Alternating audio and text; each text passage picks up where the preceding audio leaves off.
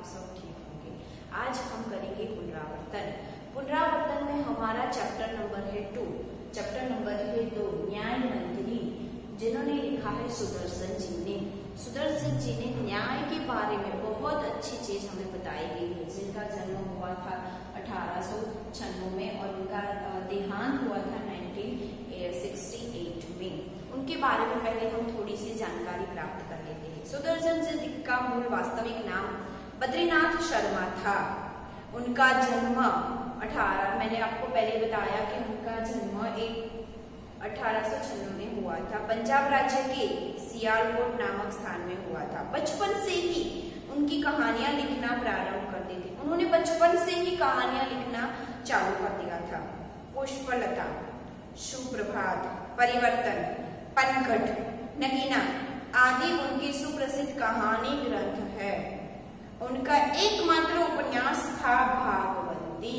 उन्होंने एक ही उपन्यास लिखा था जिनका नाम था भागवती। इस कहानी में सम्राट अशोक सर्वश्रेष्ठ न्याय मंत्री की खोज में थे। शिशुपाल से मुलाकात होने पर उसकी योग्यता देखकर उसे न्याय मंत्री बनाया। न्याय न राजा देखता है न रंग। न्याय मंत्री पर विश्वास दिलाने के लिए यहाँ प्रयास किया है। नई पीढ़ी के लिए इस प्रेरक कहानी द्वारा न्याय तंत्र की जिम्मेदारी का भी महत्व समझाया गया है। सुदर्शन जी ने यहाँ पे इस लेसन के द्वारा हमें जो नई पीढ़ी आने वाली है उसको न्याय क्या होता है, न्याय कभी न राजा देखता है न रंग देखता है। जब आप न्याय करने बैठते हो और अगर अपराधी राजा है तो राजा को भी सजा होनी ही चाहिए, चाहे वो राजा क्यों ना हो। इसी तरह से अभी का हम माहौल देख ले तो सामने जो बैठा है वो उच्च अधिकारी है, क्लास 1 ऑफिसर है, लेकिन उसने गलती की है तो उसको सजा मिलनी ही चाहिए।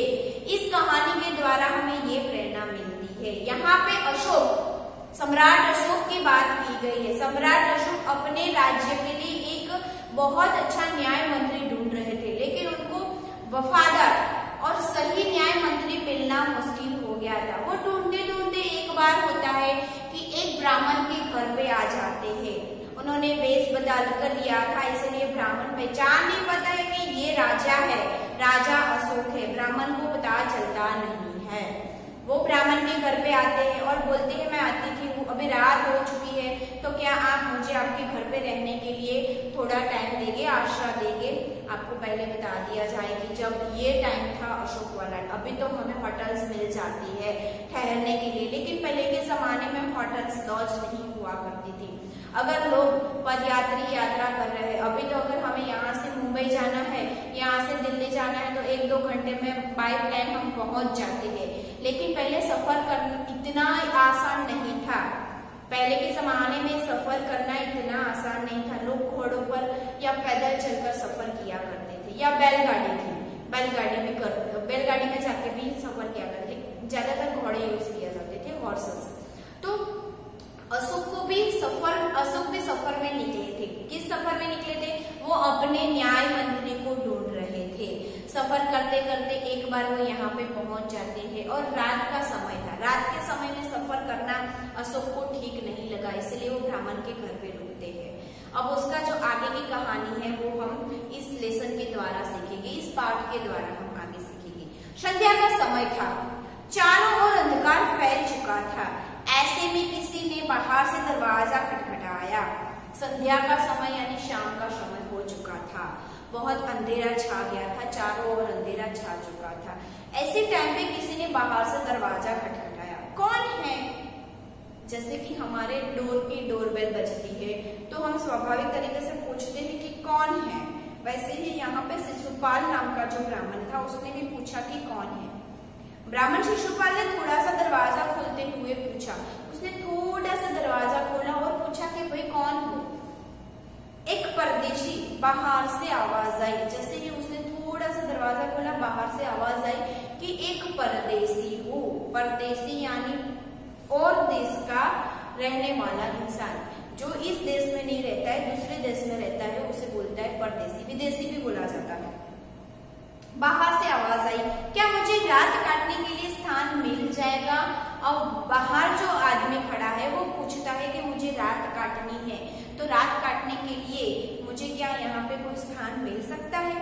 जैसे ही शिशुपाल ने पूरा दरवाजा खोला, उनके सामने एक नवयुवक खड़ा था। जैसे ही शिशुपाल ने अपने घर का दरवाजा पूरा खोल दिया तो उसने देखा कि घर के दरवाजे पे एक नवयुवक, एक आदमी जो नवयुवक था वो खड़ा था। उन्होंने मुस्कुरा कर कहा, यह मेरा सौभाग्य होगा, अतिथि के चरणों से यह घर पवित्र हो जाएगा। आइए बताइए, अतिथि देवो भव। हमारे कल्चर में भी ये चीज बोली जाती है कि अतिथि देवो भव मतलब आने वाला मेहमान हमारे लिए भगवान के समान होता है। अतिथि देवो भव, देव के समान होता है। तो वैसे ही शिशुपाल ने बोला, आपके चरणों से, आप अगर मेरे घर में रहेंगे, ठहरेंगे तो आपके चरणों से मेरा घर भी पवित्र हो जाएगा। आइए, आप मेरे घर में रह सकते हैं। शिशुपाल, बहुत सौभाग्य की बात होगी मेरे लिए। शिशुपाल ने कहा कि आप अगर मेरे घर में रहेंगे तो मेरे लिए बहुत सौभाग्य की बात होगी और मेरा घर भी पवित्र हो जाएगा। अतिथि को लेकर शिशुपाल घर में गए और उनका आदर सत्कार किया। अतिथि को घर में ले गए, उनको नहाने के लिए पानी दे दिया और उनको खाने के लिए खाना भी दे दिया। फिर दोनों उस समय की देश की अवस्था पर बातें करने लगे। शिशुपाल ने कहा, आजकल बड़ा अन्याय हो रहा है, परंतु परदेशी इस बात से सहमत न था। वो बोला, दोष निकालना तो सुगम है, परंतु कुछ करके दिखाना कठिन है। शिशुपाल बोले, अवसर मिले तो दिखा दूं कि न्याय क्या होता है और किसे कहते। अब देखो, दोनों खा पीकर फ्री हो गए थे तो दोनों के दोनों साथ में बैठकर बातें कर रहे हैं। उसमें शिशुपाल बोलता है, देश की अवस्था के बारे में बताता है। हम भी जैसे ही फ्री हो जाते हैं या कोई बाहर से पर्सन आया है हमारे घर पे तो उसके साथ बैठकर बातें किए जाते हैं। इस टाइम का माहौल क्या है वो बातें होती है। वैसे ही शिशुपाल और अशोक के बीच में भी बातें हो रही थी कि अभी जो देश का माहौल है वो बहुत ही खराब हो चुका है। किसी को न्याय ठीक से मिल ही नहीं रहा है, बहुत सारे लोगों को अन्याय हो रहा है, ऐसा शिशुपाल बताते हैं वो परदेशी युवक को। लेकिन परदेशी युवक बोलते हैं कि नहीं, ऐसा नहीं है, आपकी सोच गलत है। आजकल आप जो बोल रहे हैं वो गलत है। किसी का दोष निकालना, किसी की गलती निकालना बहुत सुगम यानी सरल होता है। आप भी जानते हैं कि अगर सामने वाले की गलती निकालनी है तो आप इजीली निकाल सकते हो, आपको कोई कठिनाई होती नहीं है। लेकिन अपने अंदर कौन सी गलती है वो हम जल्दी निकाल पाते नहीं हैं। और हमें पता है कि हमारे अंदर ये गलती है, हमारे अंदर ये खराब चीज है, ये हमारा माइनस पॉइंट है, लेकिन उसको एक्सेप्ट करने के लिए हम रेडी नहीं होते हैं। तो यहाँ पे शिशुपाल को बताते हैं राजा अशोक बताते हैं कि ये गलत है। किसी और को दोष निकालना बहुत सुगम है, बहुत इजी है, लेकिन उसके बाद उसको कर दिखाना बहुत कठिन काम होता है। शिशुपाल बोले, अगर मेरे को अवसर मिला ना तो मैं दिखा दूंगा कि न्याय कैसे होता है, उनको बता दूंगा। तो आपको अवसर चाहिए, अशोक बताते हैं, तो आप अवसर की राह देख रहे हैं। हाँ, मैं अवसर ही चाहता हूँ, मौका। अवसर यानी मौका। मैं एक मौके की तलाश में हूँ। अगर मौका मुझे मिल गया तो मैं इजीली दिखा पाऊंगा कि न्याय क्या होता है, फिर कोई अन्याय नहीं होगा। अब राजा अशोक वापस से पूछते हैं, क्योंकि वो ब्राह्मण को पता नहीं था ना कि ये राजा अशोक है, इसलिए वो वापस से पूछते हैं। बिल्कुल भी नहीं, अगर मैंने ये चीज हाथ ले ली, मैंने ये अन्याय के खिलाफ, तो फिर किसी को भी मैं अन्याय होने नहीं दूंगा, कोई अपराधी दंड से न बचेगा नहीं। अब राजा अशोक वापस से पूछे, अच्छा तो जब आप न्याय करने लगोगे, अगर आपको न्याय मंत्री बना दिया तो कोई भी अपराधी, कोई भी जिसने अपराध किया हो, जिसने गुनाह किया हो, उसको आप सजा दोगे ही दोगे, वो बच नहीं पाएगा। तो हमारे बताते हैं ब्राह्मण देवता की नहीं। परदेशी ने मुस्कुरा कर कहा, ये बहुत कठिन काम है। अब परदेशी मुस्कुराते हुए बोलता है, आपको पता है ये बहुत कठिन काम है, अपराधी को ढूंढना, और सामने वाला अपराधी अगर हमसे हुद्दे में बड़ा है तो उसको उसका अपराध दिखाना और उसको दंड करना वो बहुत मुश्किल काम होता है। परदेशी धीरे से मुस्कुराए पर कुछ न बोले। ठीक है, ब्राह्मण ने क्या बोला, ब्राह्मण के लिए कुछ भी कठिन नहीं है, मैं न्याय का डंका बजाकर दिखा दूंगा। अब हमारे जो शिशुपाल थे वो बताते हैं कि ब्राह्मण के लिए कुछ भी कठिन नहीं है। आप देखना, अगर मेरे हाथ में एक बार ये चीज आ गई ना तो मैं न्याय का डंका सब जगह पे बजा दूंगा, सबको पता चल जाएगा कि न्याय क्या होता है। परदेसी धीरे से मुस्कुराया, कुछ न बोला। फिर कुछ देर बाद वो दोनों सो जाते हैं। सुबह उठकर परदेसी ने शिशुपाल को धन्यवाद देकर उनसे विदा ले ली। अब देखो परदेसी वहां पे सो जाते हैं, दूसरे दिन सुबह उठकर उनको धन्यवाद करते हैं और फिर वो वापस अपने रास्ते चले जाते हैं। कुछ दिनों के बाद, कुछ टाइम के पश्चात शिशुपाल के घर कुछ सिपाही आए और उन्हें दरबार में चलने के लिए कहा। शिशुपाल ने राजा अशोक को देखा नहीं था। ये आप भी जानते हैं, पहले का कल्चर था कि राजा होते थे, उनको सारी की सारी प्रजा राजा को पहचानती नहीं थी, क्योंकि राजा पब्लिक के बीच में नहीं आते थे। उनके बीच में आने वाले उनके मंत्री होते थे। जो भी चीजें होती थी, जो भी काम होता था, वो मंत्रियों के द्वारा होता था। राजा उनको आदेश देते थे और मंत्री वो कार्य करते थे। तो सारी की सारी प्रजा, जहाँ जहाँ पे उनका राज्य फैला हुआ होता है, तो सारी प्रजा अपने राजा को देखा हुआ हो, ऐसा पॉसिबल होता नहीं था। वैसे ही हमारे शिशुपाल के साथ हुआ था। शिशुपाल ने राजा अशोक को देखा ही नहीं था, तो उसे तो पता ही नहीं था कि ये जो आदमी आया था मेरे यहाँ पे, परदेसी आया था, वो कोई नहीं और कोई नहीं, मेरे यहाँ का राजा ही था। वो उसे पता नहीं था। और पहले तो ऐसा भी होता था कि किसी राज्य के ऊपर उन्होंने हमला कर दिया और वो राजा को हरा दिया, तो वो राज्य उसके ताबे में आ जाता था, उसके अंडर आ जाता था। तो उस जगह पे राज करने के लिए वो राजा रहता था जिसको हराया हुआ है, लेकिन उसके ऊपर की जो सत्ता होती थी, जो विनर राजा था, जो जीता हुआ राजा था, उनकी होती थी। तो कुछ टाइम के बाद शिशुपाल के घर पे सिपाही आ जाते हैं। जैसे हम अभी कोई अपराध करता है तो उनको पकड़ने के लिए पुलिस आती है। अभी हमारा न्याय तंत्र ऐसे हो गया है कि पुलिस आती है उनको पकड़ने के लिए। वैसे ही शिशुपाल को पकड़ने के लिए, शिशुपाल को ले जाने के लिए उसका बुलावा आया था राज दरबार में से। किसने बुलाया था? अशोक ने बुलाया था। लेकिन अभी शिशुपाल को पता नहीं था कि उसको अशोक ने बुलाया है। तो सिपाही आते हैं। कुछ दिनों के बाद सिपाही उनके घर आते हैं और उन्हें राज दरबार में चलने के लिए कहते हैं। पकड़ने के लिए नहीं आए थे, उनको बोलते हैं कि आपको राज दरबार से बुलावा आया है, आप हमारे साथ चलिए। शिशुपाल सहम गए।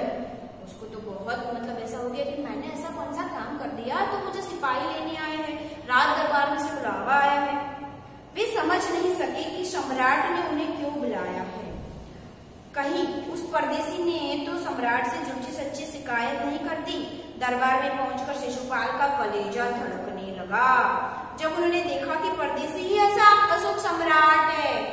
अब शिशुपाल के मन में तरह तरह के सवाल उठने लगे थे कि भाई मुझे राज दरबार में से बुलावा आया है, सिपाही मुझे बुलाने आए हैं, इसका मतलब ये हुआ कि कुछ दिन पहले जो मेरे घर पे परदेसी आया था, रात ठहरा था, वो परदेसी के साथ मेरी बातें हुई थी कि न्याय तंत्र ऐसा है, न्याय तंत्र वैसा है, न्याय ठीक से हो नहीं रहा है, अगर मेरे को ये सारी चीज दे दी जाए तो मैं अच्छे से न्याय कर पाऊंगा। ये सारी बातें मेरी परदेसी के साथ हुई थी। तो मुझे ऐसा लगता है कि शायद वो जो परदेसी था ना, उसने जाकर राजा को सारी बातें बताई होगी। और सारी बातें कुछ झूठी भी बोली होगी, कुछ बढ़ा चढ़ा के भी बताया होगा कि ये ब्राह्मण ये बोल रहा था, ये बोल रहा था, इसलिए मुझे राजा ने बुलावा भेजा है। रास्ते में ये दिमाग में उसके चल रहा होता है। वो वहां पे जगता है, राज दरबार में पहुंचता है। जाते ही देखता है कि सामने जो सिंहासन पर बैठा है वो तो खुद वो परदेसी ही है जो उसके घर आया था, रात ठहरा था। वही परदेसी सामने राजा के तौर पे बैठा है और वही परदेसी राजा अशोक है। तो उसका दिल बहुत जोरों से धड़कने लगता है। आपके साथ भी ये चीज बहुत बार हो चुकी होगी कि जैसे घर में अचानक से माहौल एकदम गर्म सा था और पापा ने बुला लिया, तो आपको कभी कभी लगता है कि शायद पापा ने डांट के लिए बुलाया होगा, लेकिन वहां जाके पता चलता है कि पापा ने डांट के लिए नहीं, आपके लिए कुछ तोहफा लाए थे इसीलिए बुलाया है। वैसे ही स्कूल में भी कभी कभी आपने कुछ ऐसी छोटी सी गलती कर दी होगी और आपको अगर प्रिंसिपल का या कोऑर्डिनेटर का फोन आ जाता है या बुला लेते तो आपकी हृदय धड़कने लगता है। लगता है कि हमने क्या किया है, हमने तो अभी कुछ भी कार्य नहीं किया है जिसकी वजह से हमें प्रिंसिपल ऑफिस में बुलाया जा रहा है ना। तो जाते टाइम पे या वहां जाने के 2 सेकंड पहले आपका दिल बहुत जोरों से धड़कने लगता है। वैसे ही शिशुपाल के साथ हुआ। शिशुपाल का दिल बहुत जोरों से धड़क रहा था। क्यों? क्योंकि सामने जो बैठा था वो तो वही परदेसी था जो उसके घर पे रात रह चुका था और उसके साथ न्याय ऐसा होना चाहिए, यहाँ पे अन्याय हो रहा है, देश में ये हो रहा है, वो हो रहा है, उसके साथ तो बहुत सारी बातें की थी। और वही खुद राजा है, वही खुद राजा है। सम्राट बोले, ब्राह्मण देवता, मैं आपको न्याय का अवसर देना चाहता हूँ, क्या आप तैयार हैं? अब अशोक उनके सामने एक ऑफर रखते हैं, उनके सामने एक प्रस्ताव रखते हैं कि ये ब्राह्मण देवता, मैं आपको एक अवसर देना चाहता हूँ, न्याय करने के लिए मैं आपको एक अवसर देना चाहता हूँ, क्या आप उसके लिए रेडी है? आपने उस दिन बोला था ना कि मुझे एक अवसर ही चाहिए, अगर मेरे को एक अवसर मिल गया तो मैं ये न्याय क्या होता है वो सबको दिखा दूंगा और न्याय का डंका बजा दूंगा। तो मैं आज आपको अवसर देता हूँ, चलो आप मुझे करके दिखाइए। पहले तो शिशुपाल घबराए, फिर बोले, यदि सम्राट की यही इच्छा है तो मैं तैयार हूँ। जब आपको कोई नई रिस्पॉन्सिबिलिटी दी जाती है, जब आपको कोई नया कार्य दिया जाता है, तो स्टार्टिंग में पहले हमें बहुत घबराहट होती है, हमें डर लगता है कि क्या हम ये कर पाएंगे, ये हमसे हो पाएगा। जैसे कि अभी आप देखिए, आप बाइक सीख रहे हैं, मोटरसाइकिल सीख रहे हैं या गाड़ी सीख रहे हैं, तो हमें डर लगता है। शुरुआत के दिनों में हमें डर लगता है कि क्या ये मेरे से हो पाएगा, हम अच्छे से सीख पाएंगे, हम अच्छे से चला पाएंगे। लेकिन धीरे धीरे धीरे करके आप वो चीज सीख जाते हो और बहुत अच्छे से व्हीकल चला पाते हो। वैसे ही शिशुपाल के साथ हुआ। शिशुपाल को शुरुआत में डर तो लगा, लेकिन फिर उसने बोला कि ठीक है, कोई बात नहीं, राजा की यही इच्छा है तो मैं इसके लिए तैयार हूँ। बहुत ठीक, कल से आप न्याय मंत्री होंगे। अब राजा बताते हैं कि कोई बात नहीं, चलो कल से आप न्याय मंत्री हो, आप कल से न्याय मंत्री हो गए। सम्राट ने कहा और अपने हाथ से अंगूठी उतारकर शिशुपाल को पहना दी। यह सम्राट अशोक की राजमुद्रा थी। राजा अशोक ने क्या किया, अपने हाथ से एक अंगूठी निकाली और शिशुपाल को पहना दी। वो राजमुद्रा होती थी। आपको एक चीज बता दी जाए कि पहले ऐसा नहीं था कि क्वालिफिकेशन होता था कि भाई आपका ये MA BEd का क्वालिफिकेशन है तो आप टीचर हो, आपने क्लास 1 ऑफिसर का ये एग्जाम पास कर लिया इसलिए आप क्लास 1 हो, आपने LLB की है तो आप वकील हो, आपने MBBS किया है तो आप डॉक्टर हो। इस तरह के क्वालिफिकेशन नहीं हुआ करते थे। इंसान के गुण, इंसान की समझ और उसकी होशियारी देखकर उसको पद दिए जाते थे, पद में उसको नियुक्त किया जाता था। तो नियुक्त तो कर लिया, लेकिन कैसे पता चलेगा कि इस पर्सन को नियुक्त किया है वो सही है या गलत है? कोई भी बोल देगा आके मुझे कि भाई मैं न्याय मंत्री हूँ, मैं राजा का मंत्री हूँ, मैं ये हूँ, मैं सिपाही हूँ, मैं ऑफिसर हूँ, कैसे पता चलेगा? तो उसके लिए जैसे हमारे पास अभी आई कार्ड होते हैं, आई कार्ड से हम बता सकते हैं कि भाई देखो मैं डॉक्टर हूँ, ये मेरा आई कार्ड है, मैं टीचर हूँ, मेरा ये आई कार्ड है, मैं क्लास 1 ऑफिसर हूँ, ये मेरा आई कार्ड है।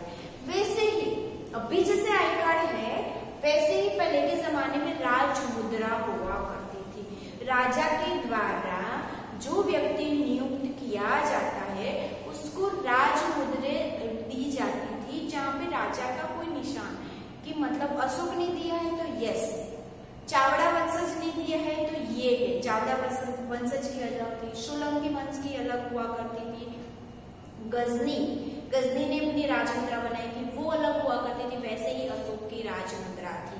तो उसने अपनी अंगूठी निकाली और अपने ब्राह्मण देवता को पहना दी और बोला, ये लीजिए राजमुद्रा, और आज से आप न्याय मंत्री नियुक्त होते हैं, कल से आपको आपका काम करना चालू कर देना है। अब शिशुपाल न्याय मंत्री थे, जो मौका उसको चाहिए था वो मौका उसको मिल गया। उसको एक ही मौका चाहिए था कि भाई मुझे एक मौका मिल जाए कि मैं न्याय मंत्री बन जाऊं, तो मैं सबको बता दूं कि न्याय कैसे किया जाता है। वो मौका उसको मिल गया था आज। तो उन्होंने राज्य की समुचित व्यवस्था करना आरंभ कर दिया। उनके सुप्रबंध से राज्य में पूरी तरह से शांति रहने लगी। किसी को किसी भी प्रकार का भय नहीं था। लोग दरवाजे तक खुले छोड़ जाते थे।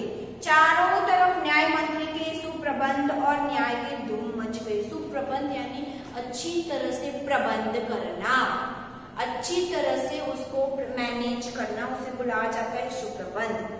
अब शिशुपाल न्याय मंत्री बन गए थे तो उन्होंने राज्य की समुचित अच्छी तरह से व्यवस्था कर दी। उन्होंने स्टार्ट कर दिया, आरंभ कर दिया कि किस तरह से व्यवस्था होनी चाहिए न्याय की, किस तरह से लोगों में शांति बनी रहनी चाहिए। इसकी वजह से ब्राह्मण की वजह से, ब्राह्मण शिशुपाल की वजह से राज्य में एकदम शांति फैलने लगी। लोगों को किसी भी प्रकार का भय नहीं था। वरना तो अभी क्या होता है कि कोई पॉकेट मार आता है और आपका पॉकेट या बटवा चुरा के ले जाता है, कोई चेन खींच के ले जाता है। अगर आप अपना घर बंद करके एक ही दिन या 2 दिन के लिए बाहर जाते हो तो आपके घर का ताला तोड़कर चोर चोरी कर जाते हैं। 1 दिन 2 दिन की बात तो छोड़ो, अगर आप एक रात के लिए, कुछ टाइम के लिए भी बाहर गए और किसी को मालूम है तो आपके घर में चोरी हो जाती है। उसके अलावा मोबाइल्स चोरी हो जाते हैं, पॉकेट्स, आपके पॉकेट्स में से बटवा चोरी हो जाता है। अगर आप भीड़ भारी वाली जगह पे जाते हैं तो वहां पे लिखा हुआ होता है कि भाई अपना बटवा संभालना। कोई ऐसा एग्जीबिशन होता है, कोई ऐसी जगह होती है जहाँ पे बहुत सारे लोग मिलने वाले होते हैं, तो वहां पे आपको क्लियर बता दिया जाता है कि आपका मोबाइल, आपका बटवा और आपका कीमती सामान आप संभाल के रखना। जैसे कि कोई रोड पे जा रहा होता है, कोई औरत या कोई आदमी, तो उसकी गले से चैन खींच कर लीजिए। तो ये सारा डर लोगों में से निकल चुका था। जो हमारे ब्राह्मण जी थे, उन्होंने जब से न्याय मंत्री बने थे तब से लोगों में, शिशुपाल की वजह से तब से लोगों में डर का माहौल रहा नहीं था। सब एकदम शांति से रहते थे। यहाँ तक कि अपने घर के दरवाजे भी वो लोग बंद नहीं करते थे, उसको भी खुला छोड़ देते थे कि उनको पता था अगर कुछ भी हुआ तो हमें न्याय मिल जाएगा। अभी का टाइम देखिए, अगर आपकी बाइक या एक्टिवा या कुछ भी चोरी हो गया, महीनों बीत जाते हैं लेकिन आपको पता चलता नहीं है कि आपकी एक्टिवा या बाइक कहाँ गई। वैसा यहाँ पे न्याय मंत्री के टाइम पे नहीं था। उसने अच्छे से प्रबंध कर दिया था। चारों ओर उनकी न्याय की धूम मच गई थी।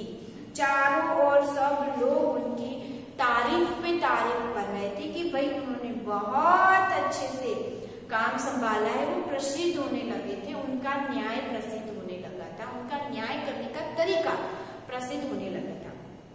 लगभग 1 महीने की बात, किसी ने रात में एक पहरेदार की हत्या कर दी। सुबह होते ही यह बात चारों तरफ फैल गई। लोग बड़े हैरान थे। शिशुपाल की तो नींद ही जैसे उठ गई थी। उन्होंने खाना पीना छोड़कर अपराधी का पता लगाने में रात दिन एक कर दिए। अब देखिए, एक बार ऐसा हुआ कि राज दरबार में जो पहरेदार था उसी का किसी ने गला काट कर मार डाला उसी को। अब ये बात चारों ओर फैल गई थी कि भाई राज दरबार में जो राज पहरेदार था उसको मार डाला है। किसने मार डाला, अभी कुछ भी पता नहीं था। और शिशुपाल की तो जैसे नींद ही उठ गई थी।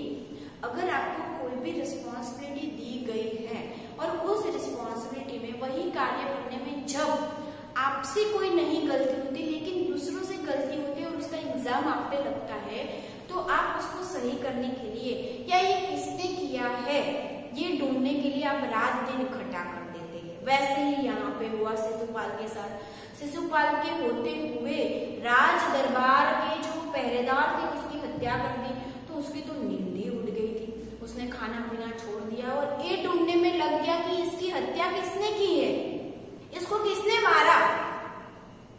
बहुत प्रयत्न करने के बाद जब अपराधी का पता चला तो शिशुपाल के आश्चर्य का ठिकाना न रहा। अरे बाप रे, उसने बहुत मेहनत की तब जाके उसको पता चला कि अपराधी कौन है। अब जब उसे पता चला कि अपराधी कौन है तो उसको तो बहुत आश्चर्य हुआ कि मैं इसको कैसे बताऊं कि ये अपराधी है। लोग मुझे पूछ रहे हैं कि अपराधी कौन है, तो मैं इनको कैसे बता सकता हूँ कि अपराधी एग्जैक्टली है कौन। स्वयं सम्राट ने उसे पहरेदार की हत्या की थी। अब देखिए, हत्या किसने की थी, उसको मारा था किसने, पहरेदार को। सम्राट अशोक ने पहरेदार को मारा था। क्यों मारा था वो अभी तक कुछ पता नहीं है, लेकिन अपराधी थे सम्राट अशोक। और आपको बता दिया जाए कि चाहे गलती किसी की भी हो, चोर ने चोरी की है, आपने उसको पकड़ लिया, तो आप उसको सजा नहीं कर सकते। कानून आपको सजा करने के लिए नहीं बोलता है, कानून खुद करेगा उस पर्सन को सजा, लेकिन आप सजा नहीं कर सकते। अगर आपने सजा की तो अपराधी आप भी हो जाते हो। इसलिए बोला जाता है कि कानून को कभी अपने हाथ में नहीं लेना चाहिए। अगर किसी ने अपराध किया है तो आप उसको पुलिस के हवाले छोड़ दीजिए, पुलिस उसको अब सजा करेगी, हमें उसको सजा करनी चाहिए नहीं। वैसे ही अपराधी सम्राट थे, शिशुपाल को ये समझ में नहीं आ रहा था कि वो क्या करे। स्वयं सम्राट ने उस पहरेदार की हत्या की थी। सम्राट को अपराधी घोषित करना बहुत ही कठिन काम था। शिशुपाल करे भी तो क्या करे। एक ओर वे न्याय मंत्री थे तो दूसरी ओर सम्राट के सेवक, परंतु न्याय की दृष्टि में सम्राट और साधारण व्यक्ति में कोई अंतर होता नहीं है। क्या राजा क्या रंग, अपराधी सारे समान। राजा ने अपराध किया है तो उसको सजा मिलनी चाहिए, आम जनता ने अगर कुछ किया है तो उसको सजा मिलनी चाहिए। सबके लिए न्याय समान होता है। इसलिए आपको बता दिया जाए, हमारे जो हाई कोर्ट है या कोर्ट में आपको पता हो तो जो औरत के हाथ में तराजू होता है उसकी आंखों पे पट्टी बंधी हुई होती है। मतलब कि न्याय है वो कुछ नहीं देखता है कि वो आपका भाई है, आपकी बहन है या आपका भतीजा है, आपके पिता है, माता है, सामने वाला जो इंसान है वो कौन है। अगर वो अपराधी है तो उसको दंड मिलेगा ही मिलेगा। इसलिए उसकी आंखों पे पट्टी बांध दी है कि न्याय सबके लिए समान है। अगर हमारे भाई के साथ, हमारे भाई ने किसी और के साथ अन्याय किया है और उसी का भाई जज है तो जज को उसके भाई को सजा देनी ही होगी, सुनानी ही होगी, चाहे कुछ भी हो जाए, क्योंकि आम जनता और उसका भाई उसके लिए तब समान है जब वो न्याय देने बैठता है।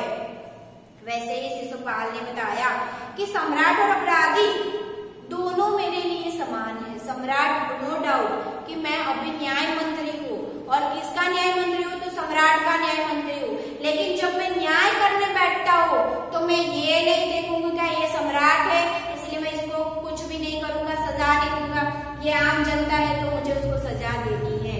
अभी मेरे लिए सम्राट और आम जनता सब एक समान है, उन दोनों में कोई भी अंतर नहीं है। अगले दिन शिशुपाल दरबार में पहुंचते हैं। सम्राट अशोक सिंहासन पर बैठे हुए हैं।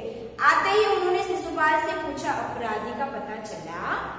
अब देखिए, दूसरे दिन जब वो सारा काम काज खत्म कर दरबार में पहुंचते हैं तो अशोक उनको पूछते हैं।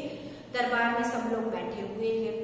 सम्राट अशोक उनको पूछते हैं, अभी उनकी परीक्षा ही ले रहे हैं सम्राट, तो सम्राट उनको पूछते हैं कि क्या आपको अपराधी मिल गया? आपने ढूंढ लिया अपराधी को जिन्होंने पहरेदार को मारा था? वो पर्सन, वो आदमी आपको मिल गया? न्याय मंत्री ने साहस पूर्वक कहा, जी हाँ, पता चल गया मुझे।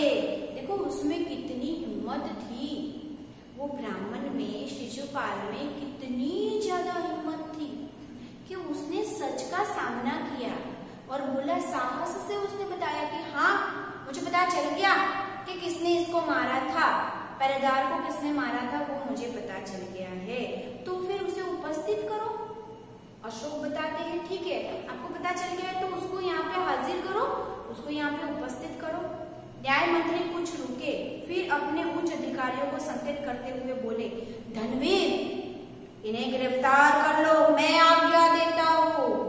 देखिए, न्याय मंत्री को जब राजा ने बोला कि ठीक है, जो अपराधी आपको मिल गया है उसको मेरे सामने आप लाइए, तो न्याय मंत्री बोलते हैं अपने अधिकारियों से, जो उनके सैनिक हैं उनको बोलते हैं, ठीक है, इन्हें गिरफ्तार कर लो, मैं आपको आज्ञा देता हूँ, दिस इज माय ऑर्डर कि आप इनको गिरफ्तार करोगे। अब राजा को गिरफ्तार करने के लिए न्याय मंत्री ने आदेश फरमाया है। संकेत सम्राट की ओर था। अरे बाप रे, उनका जो संकेत था, उन्होंने हाथ लंबा किया, वो सम्राट की ओर था। दरबार में निस्तब्धता छा गई। सम्राट का चेहरा क्रोध से लाल हो गया। वे तो सिंहासन से खड़े हो गए और बोले, इतना साहस? सम्राट को बहुत गुस्सा आ गया कि ये मेरे को बोल रहा है कि मैं अपराधी हूँ। तो वो तो इस सिंहासन से तुरंत खड़े हो जाते और बोलते, तुम्हारा इतना साहस कि तुम मुझे बोलेगा कि मैं अपराधी हूँ और मुझे गिरफ्तार करवाएगा। न्याय मंत्री ने ऐसा भाव प्रकट किया जैसे कुछ सुना ही ना हो। उन्होंने अपने शब्दों को फिर दोहराया, धनवीर देखते क्या हो, अपराधी को गिरफ्तार करो। जो सम्राट अशोक बोले वो ब्राह्मण ने सुना ही नहीं हो, ऐसा शिशुपाल ने बर्ताव किया और बोले, धनवीर, जो उस इंसान का नाम था धनवीर, तो उसने बोला कि धनवीर आप मेरी बात सुन नहीं रहे हो, जाके गिरफ्तार करो राजा को। मैंने आपको आदेश दिया है, आप जाके उनको गिरफ्तार करो। अब राजा दरबार में सारे लोग बैठे हुए थे, सब के सब देखते हैं कि ये क्या हो रहा है, अपराधी को गिरफ्तार करने के लिए बोल रहे हैं और अपराधी खुद राजा है। दूसरे ही क्षण सम्राट के हाथों में हथकड़ी पड़ गई। दूसरे ही क्षण सम्राट अशोक के हाथ में हथकड़ी पहनाई जाती है। न्याय मंत्री ने कहा, अशोक, तुम पर पहरेदार की हत्या का आरोप लगाया जाता है, तुम इसका क्या उत्तर देते हो? सम्राट वो होठ काट कर रह गए। अब देखिए शिशुपाल ने क्या बोला कि अशोक, तुम अपराधी हो, तुमने पहरेदार को मारा है, इसके बारे में तुम्हें कुछ कहना है? तुम अपना कोई पक्ष रखना चाहते हो? तुमने अपराध किया है, तुमने पहरेदार को मारा है, इसलिए तुम अपराधी हो, तुम अपने पक्ष में कुछ बोलना चाहते हो? सम्राट अशोक तो बहुत थक गए थे, है ना, बहुत ही मतलब गुस्सा हो गए थे, तो वो होठ काट कर रह जाते हैं। न्याय मंत्री ने फिर से पूछा, तो तुम अपराध स्वीकार करते हो? हाँ, मैंने उसे मारा अवश्य है, पर उद्दंड था। अब देखिए न्याय मंत्री पूछते हैं कि ठीक है, तुम एक्सेप्ट करते हो ना, तुम स्वीकारते हो ना कि तुमने उसको मारा था, उस पहरेदार का खून तूने किया था, वो तुम बताते हो ना, सच मानते हो ना? तब सम्राट बोलते हैं कि हाँ, उसको मैंने ही मारा था। पर क्यों मारा था मैंने? क्योंकि वो बहुत ही उद्दंड था। वो उद्दंड था या नहीं? तुमने एक राज कर्मचारी की हत्या की है, तुम अपराधी हो, तुम्हें मृत्यु दंड दिया जाता है। न्याय मंत्री ने निर्णय लिया है। देखिए उसने निर्णय भी ले लिया। बोलते हैं कि वो अपराधी था या नहीं था, वो तुम्हें नक्की नहीं करना था, तुम्हें डिसाइड नहीं करना था, तुम्हें हमें बताना चाहिए था ना। तुमने उसको सीधा मार दिया, एक राज कर्मचारी को तुमने मार दिया है, इसलिए तुम अपराधी हो। तुमने गुनाह किया है, तुम अपराधी हो, इसलिए तुम्हें दंड दिया जाता है और तुम्हें दंड मृत्यु दंड दिया जाता है। ये न्याय मंत्री का आदेश है। अब एक राजा को न्याय मंत्री ने आदेश दिया है कि तुम्हें मृत्यु दंड दिया जाता है। आप सोचो तो सही, वो शिशुपाल कितना साहसी होगा और अपने काम के प्रति वो कितना वफादार होगा कि एक राजा को मृत्यु दंड सुना दिया। सभा में सन्नाटा छा गया, सबके सब लोग एकदम से चुप हो गए। न्याय मंत्री का निर्णय सुन सम्राट ने सिर झुका लिया। वे तो स्वयं शिशुपाल की परीक्षा में सफल हो गए थे। सम्राट का हृदय वैसे व्यक्तियों को पाकर गदगद हो गया। अब राजा ने तो शिशुपाल की परीक्षा ली थी, अब उस परीक्षा में शिशुपाल तो सफल हो गया, तो राजा को बहुत अच्छा लगता है कि जब उसके पास ऐसे आदमी हैं जो बहुत ही न्यायप्रिय है, बहुत ही सच्चे हैं, बहुत ही अच्छे हैं।